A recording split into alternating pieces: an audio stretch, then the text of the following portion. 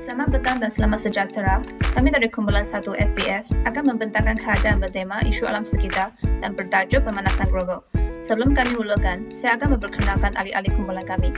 Bermula dengan saya, Ho Bao Yi, seterusnya Chung Xiao Yi, Hu Zian, Xiao Junjin, Wong Jiahen, dan Wong Jiahui. Sekarang, saya akan menerangkan pengenalan dan latar belakang. Falsafah adalah filosofia dan filo bermaksud cinta, sofia bermaksud kebijaksanaan. Isu semasa boleh membantu kita memahami apa yang berlaku. Kerja khusus ini membincangkan punca dan kesan pemanasan global dan membincangkan langkah mengatasi dan cadangan terhadap pemanasan global. Kita mempunyai tanggungjawab untuk menyelesaikan masalah ini melalui falsafah intelektual dan bermaksud golongan yang diklasifikasi sebagai bantai yang memiliki ilmu pengetahuan. Seterusnya, alam sekitar adalah benda yang hidup dan tidak hidup, ataupun juga bermaksud keadaan alam sekeliling. Terdapat banyak isu alam sekitar di sekelilingi kita dan kita hendaklah mempunyai kesedaran supaya isu boleh diselesaikan. Kita boleh menyelesaikan isu tersebut melalui falsafah emosi dan ini bermaksud individu yang sehat emosi. Ini akan membentuk emosi yang baik supaya boleh memikirkan cadangan yang baik.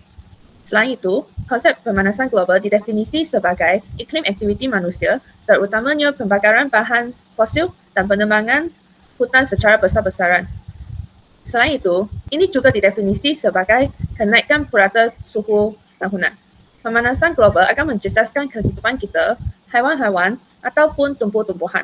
Kita boleh menyelesaikan masalah ini dengan menggunakan falsafah pendidikan dan bermaksud satu usaha berterusan yang menyeluruh dan bersepadu. Kita boleh mengajar generasi muda melalui pendidikan sejak kecil. Sekarang, kami akan meneruskan pembentangan ini. Saya akan menerangkan punca-punca pemanasan global. Punca pertama ialah kesan rumah hijau. Kepekatan gas rumah hijau yang tinggi menyekat haba menyebabkan haba itu tidak boleh dilepaskan keluar angkasa. Gas ini berasal dari sumber semula jadi dan kegiatan manusia seperti letusan gunung api, fotosintesis, dan respirasi. Kesan rumah hijau menjejaskan kesejahteraan manusia dan ekosistem. Oleh itu, falsafah sejahtera menekankan kelestarian alam untuk kesejahteraan semua kehidupan. Punca kedua ialah penggunaan bahan api fosil. Pembakaran bahan api fosil atau hidrokarbon dapat kawalan melepaskan karbon dioksida dan uap air secara besar-besaran menyebabkan penangkapan haba. Penyumbang tersebut adalah logik jana kuasa arang batu, pengangkutan dan negara berindustrian. Falsafah teknologi menekankan kemunculan teknologi baru boleh memberi impak positif atau negatif, tetapi penggunaan berlebihan bahan api fosil mengancam alam sekitar dan kehidupan. Punca ketiga ialah penebangan hutan. Pokok-pokok berberanak untuk menyerap karbon dioksida dan menghasilkan oksigen melalui fotosintesis. Penebangan hutan tidak terkawal menyebabkan kekurangan pokok untuk melakukan kitaran karbon dan seterusnya menyebabkan peningkatan gas karbon dioksida di atmosfera dan menjadikan pemanasan global. Falsafah etika menekankan penebangan hutan secara tidak terkawal dianggap perilaku yang salah dan berpotensi mengancam kehidupan manusia. Sekarang, saya akan meneruskan pembentangan ini. Kesan-kesan pemanasan global. Pencairan ais kutub akan menyebabkan air laut menguap dengan cepat dan hujan lebat. Suhu global telah meningkat menyebabkan letupan salji dan glasier di kawasan pergunungan mencair dengan kadar tinggi. Kenaikan paras laut mengancam pulau tanah rendah sehingga jutaan orang kehilangan tempat tinggal dan pekerjaan. Hakisan pantai dan banjir yang melampau akan memusnahkan harta benda. Kewajiban manusia sebagai khalifah di dunia boleh dikaitkan dengan nilai kepercayaan kepada Tuhan dan pencairan ais dilihat sebagai halangan kepada penciptaan Tuhan yang mesti diatasi dan dikawal. Selain itu, kejadian kemarau yang berpanjangan akan menyebabkan suhu bumi meningkat. Akibatnya, kadar hujan berkurangan. Udara menjadi kering dan suhu di sekeliling meningkat. Kemarau telah menyebabkan pembakaran hutan secara semula jadi di Australia pada Januari 2020. Kebakaran hutan telah membunuh lebih 5,000 koala. Haiwan akan terancam dan habitat mereka akan pupus. Melalui falsafah pendidikan kebangsaan, seseorang boleh memahami bencana alam, prinsip pelestarian sumber daya alam boleh dimasukkan dalam kurikulum pendidikan kebangsaan. Akhir sekali, aktiviti manusia yang telah mengganggu keseimbangan ekosistem hutan seperti pembalakan akan menyebabkan pengurangan oksigen dan peningkatan karbon dioksida. Aktiviti pertanian menebang hutan akan menyebabkan kehilangan hutan, hakisan tanah dan kekurangan kawasan dadahan hujan. Aktiviti pengangkutan akan menyebabkan hakisan tanah dan tanah runtuh berlaku apabila membina jalan raya di lereng dan kawasan bukit. Penyelenggaraan empangan seperti penebangan hutan telah meningkatkan suhu hakisan tanah dan larian air bawah tanah. Usaha pelombongan telah memberi kesan negatif kepada flora dan fauna. Menurut falsafah sejahtera, pendekatan sejahtera harus merangkumi pemahaman tentang usaha untuk memulihkan keseimbangan ini. Sekarang, Qingjing akan meneruskan pembentangan ini. Sebenarnya, terdapat berbagai langkah boleh dilakukan oleh semua pihak untuk mengatasi isu pemanasan global dalam alam sekitar. Adalah dengan memperkasakan undang-undang yang ketat dengan mengambil tindakan terhadap anggota masyarakat yang melanggar peraturan negara. Hal ini demikian kerana undang-undang yang sistematik dapat menjatuhkan hukuman anggota masyarakat yang melakukan kesalahan. Contohnya, pihak berkuasa mengurangkan pengedaran lesen perbalakan yang telah diluluskan berdasarkan falsafah pendidikan kebangsaan, prinsip lumbung negara yang menggariskan prinsip kedaulatan undang-undang dapat dihayati secara menyeluruh. Pada masa yang sama, langkah-langkah yang boleh mencegah isu pemanasan global untuk memelihara alam sekitar adalah dengan meningkatkan penggunaan sumber yang boleh diperbaharui.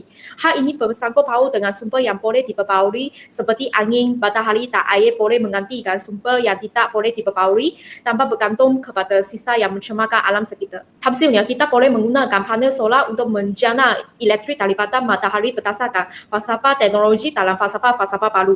Sementara itu, semua pihak haruslah memikul tanggungjawab untuk melaksanakan pembangunan lestari secara langsung dalam melindungi alam sekitar. Semua pihak mengulurkan bantuan untuk mengekalkan keseimbangan sistem semula jati supaya taraf kehidupan manusia dan benda itu terjamin. Pihak kerajaan juga memainkan peranan yang penting dalam menjalinkan hubungan adalah bangsa untuk memantau pemanasan global dalam alam sekitar.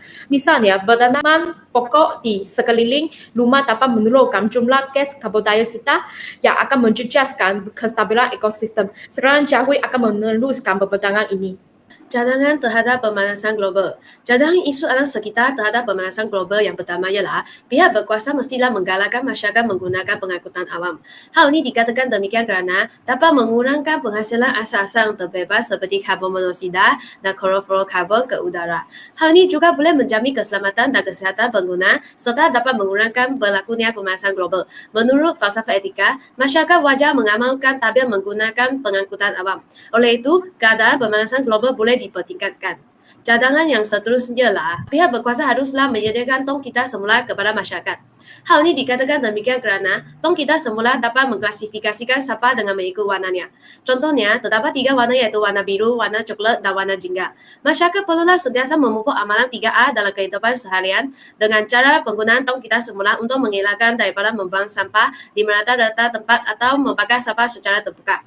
Dengan menggunakan falsafah sejahtera, masyarakat sentiasa menjaga kita semula untuk memelihara dan memelihara alam sekitar bagi mengelakkan pemanasan global menjadi lebih buruk. Cadangan yang ketiga ialah pihak sekolah hendaklah mengadakan kempen untuk meningkatkan kesedaran awam terhadap penggunaan teknologi hijau. Institusi pendidikan terutama sekolah rendah memainkan peranan yang penting dalam memberikan kesedaran kepada generasi masa depan mengenai ilmu pengetahuan teknologi hijau. Pihak sekolah boleh memberikan maklumat kepada pelajar tentang kaedah dan kepentingan amalan teknologi yang boleh dilaksanakan dalam kehidupan harian. Penggunaan teknologi hijau ini dapat menghindari dunia kita daripada berlaku pemanasan global yang serius. Mengikut falsafah pendidikan kebangsaan, tujuan untuk mengadakan kempen dapat meningkatkan pengajaran yang penting bagi melahirkan murid yang berilmu pengetahuan. Terima kasih. Saya akan meneruskan pembentangan ini. Sekarang saya ingin membentangkan kelebihan-kelemahan aspek menarik pemanasan global dan cara untuk mengurangi kurangan. Kelebihan adalah mempunyai masa yang mencukupi untuk mengumpulkan maklumat tentang pemanasan global sebelum menyiapkan tugasan ini. Seterusnya, semasa menyediakan tugasan boleh memahami ilmu yang mendalam dan mengetahui cara mengaplikasinya. Selepas menyediakan tugasan, akan lebih berkemungkinan untuk menggalakkan perencanaan dan menarik orang ramai untuk menyertainya. Pemanasan global pasti mempunyai kelebihan dan kelemahan. Kelemahan lain ialah kekurangan kesedaraan masyarakat terhadap isu pemanasan global. Semasa menyediakan tajuk tugasan, risiko mendapatkan maklumat tidak tepat atau tidak lengkap kerana sumber yang tidak ditulis oleh profesional. Selepas menyediakan tugasan, kepentingan ekonomi dan hal lain mungkin mengurangkan pemanasan global seperti mengurangkan penggunaan bahan api fosil. Sebelum menyusun tugasan ini, Merasa ingin tahu tentang pemanasan global dan menjalankan penyelidikan semasa menyediakan tugasan ini kesedaran yang semakin meningkat ini dapat meningkatkan orang ramai tentang tindakan yang diambil untuk mengurangkan pemanasan global. Selepas menyediakan tugasan ini, kesedaran tentang pemanasan global mendorong perlunya tindakan segera, seperti mengamalkan sifat-sifat. Cara untuk mengatasi kelemahan tersebut adalah meningkatkan material pembelajaran mengenai perubahan iklim melalui kursus dan program pendidikan. Selain itu, perubahan gaya hidup seperti meningkatkan penggunaan pengangkutan awam dapat mengurangkan pemanasan global. Itu sahaja untuk pembentangan kumpulan kami. Terima kasih.